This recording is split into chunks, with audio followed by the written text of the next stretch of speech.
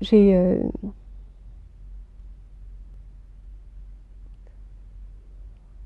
le visage de cette jeune femme qui s'appelle Danielle, qui revient à ma mémoire, car elle a été pour moi une véritable initiatrice.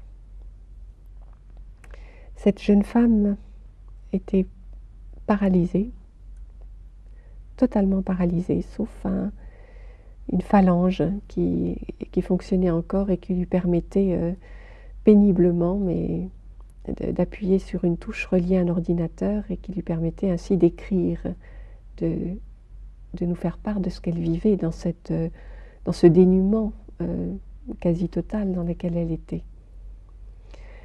Et cette jeune femme me disait qu'elle était maintenant obligée de vivre quelque chose qui était tout à fait aux antipodes de ce qu'elle avait vécu avant, puisque c'était quelqu'un qui était très maîtresse d'elle-même et qui avait contrôlé, maîtrisé les choses, très brillante intellectuellement. Et maintenant qu'elle se trouvait au fond réduite, comme elle disait, à peu de choses, qu'elle était en quelque sorte presque un peu, comme elle disait, un pantin désarticulé, c'était ses propres mots. Dans ce dénuement total, cette dépendance, cette situation qu'elle n'avait pas choisie, mais qu'elle était obligée de subir, elle me racontait que, après toute la difficulté qu'elle a eue à accepter que les choses soient ainsi, elle a senti la capacité de se lancer un défi, la capacité de retourner les choses. Et elle me le disait comme cela, elle me disait au fond, jusqu'à maintenant, j'ai beaucoup reçu.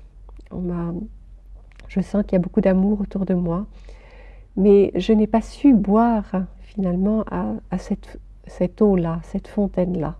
Je n'ai pas su recevoir, je n'ai pas su recevoir des autres. Et maintenant, c'est peut-être quelque chose que j'ai à explorer. Savoir recevoir, savoir me laisser soigner, m'abandonner aux mains des autres. Faire l'expérience du lâcher-prise, de l'abandon, de la confiance. Apprendre aux autres à prendre soin de moi. Et elle s'était fixée cela comme une véritable expérience humaine à explorer. Une véritable expérience humaine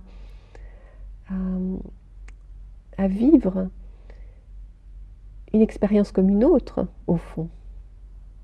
Et une expérience que nous laissons souvent de côté parce que nous développons beaucoup trop le pôle de la maîtrise, du contrôle, de l'activité, mais vivre ce que ça peut être que simplement d'être là et de se confier aux autres, au fond c'est une expérience que nous avons rarement dans la vie. En tout cas, elle ne l'avait pas du tout explorée dans ce qui avait été les 40 premières années de sa vie.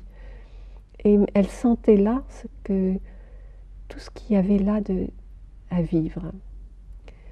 Et nous avons tous été témoins de cette exploration. Et nous avons senti justement à quel point la dignité humaine ne se réduit pas à l'apparence du corps, ni même à ce que nous faisons ou ce que nous sommes capables de contrôler ou de maîtriser. Que la dignité humaine est d'un tout autre ordre. La liberté, au fond, est une liberté intérieure. Et c'est elle-même, d'ailleurs, qui le disait. C'est la liberté intérieure, c'est au fond de choisir le niveau auquel on va vivre les choses.